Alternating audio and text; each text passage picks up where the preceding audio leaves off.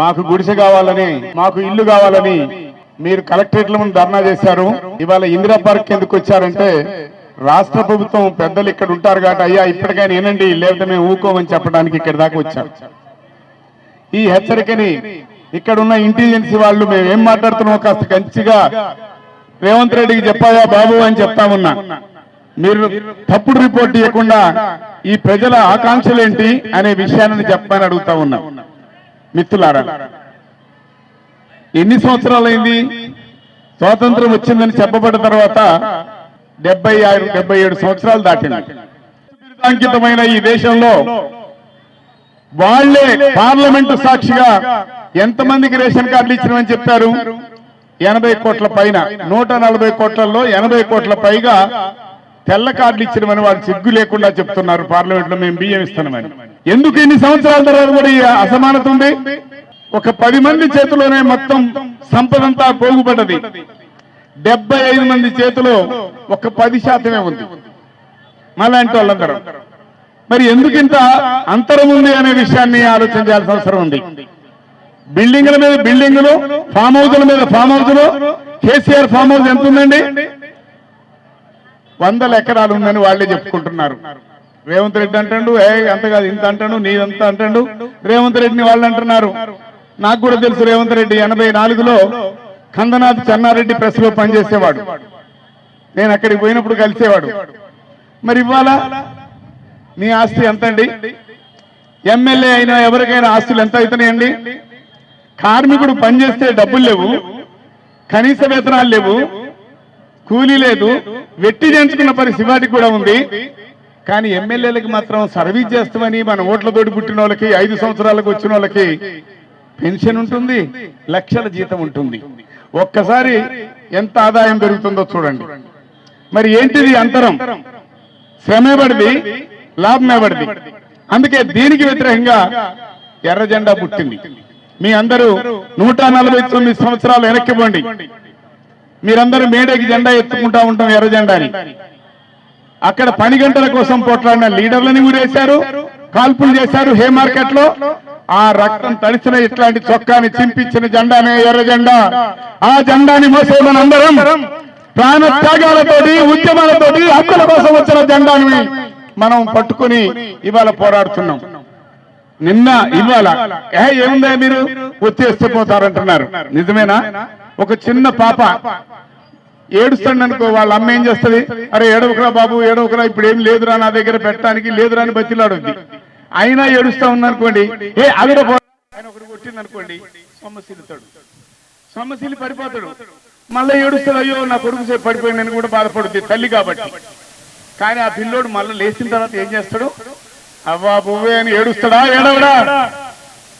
చిన్న పిల్లోడు, ఏమి తెలియని వాడు, ఆకలి ఉన్నంతసేపు కేకలేస్తాడు, అసమానతలు ఉన్నంతసేపు పోరాడతాం, భూస్వామ్య వర్గాలు ఉన్నంతసేపు కొట్లాడాల్సిన అవసరం ఉంది. నువ్వు ఏ శక్తి మమ్మల్ని ఆపలేదు అనే విషయాన్ని ఎర్ర జెండా చెప్తా ఉంది. అందుకే ఎన్ని అణిచివేతలు వచ్చినా, ఎన్ని కష్టాలు వచ్చినా నిలబడే కలబడుతున్నాం తప్ప మరొకటి కాదు అనే విషయాన్ని ఈ సందర్భంగా మీ అందరికి గుర్తు చేస్తా ఉన్నా.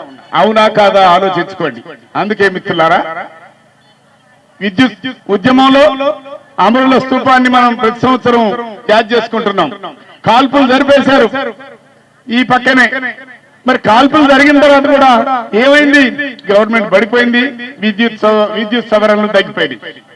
అనేక చోట్ల మనం గుడిసెలు వేసుకున్నాం. ఎందుకు వేసుకుంటున్నాం? గట్ల వేసుకున్న గుడిసెల్లో మనం ఉంటున్నాం. ఎందుకుంటున్నాం? మనకేమి ఫెసిలిటీస్ అన్ని ఉంటే ఉంటామా? ఏమి దిక్కులేకనే అక్కడ ఉండాల్సిన పరిస్థితి మనకు ఏర్పడ్డది. ఒక నీరు లేదు, కరెంటు లేదు, మంచినీళ్ళు దొరకవు. అయినా కానీ ఎక్కడ ఎందుకుంటున్నాం? ఇల్లు లేదు కాబట్టి ఏదో ఒక ఇల్లు ఉంటది, నాకు ఒక ఇల్లు కావాలి అని ఆకాంక్షతోటి ఆ ఇంట్లో ఉంటున్నాం. అయినా ఆ ఇంట్లోకి కూడా మేము అనేక ఉద్యమాల్లో పాల్గొన్నాం. కరెంటు వైర్లు తగిలించినాం, ఆక్రమించినాం. సింగరేణి ఏరియా మొత్తంలో కూడా అట్లాంటివి చేసిన ఘటనలు చాలా ఉన్నాయి. ఇక్కడ చాలా మంది ఉన్నారు మా మిత్రులు, పాతోళ్ళు చాలా మంది కలిశారు, అవన్నీ గుర్తు చేస్తున్నారు. నిజమే, అట్లా కొట్లాడి సరుకులు సాధిస్తాం. ఇవాళ కూడా గుడిసెవాసులు కూడా అట్లాంటి కొట్లాడే సాధిస్తాం. నువ్వే చెప్తున్నావు, ఇన్ని సంవత్సరాల తర్వాత నీ సర్వే ప్రకారమే 38% మందికి ఇల్లు లేవని నువ్వు చెప్తా ఉన్నావు. అంటే కోట్లాది మందికి ఇల్లు లేని విషయం నువ్వు చెప్తా ఉన్నావు. ఒక్క గదిలో ఉన్న విషయం నీ సర్వేలో చెప్తా ఉంది. అయితే ఎస్టీలకి ఇళ్ళు ఎక్కువ ఉన్నాయి, 70% ఇళ్ళు ఉన్నాయని నీ సర్వే చెప్తా ఉంది. నిజమే, ఎస్టీలకి ఇళ్ళున్న మాట నిజమే. ఏమి ఇళ్ళు అవి? గుడిసెలు. ఎక్కడున్నాయి అవి?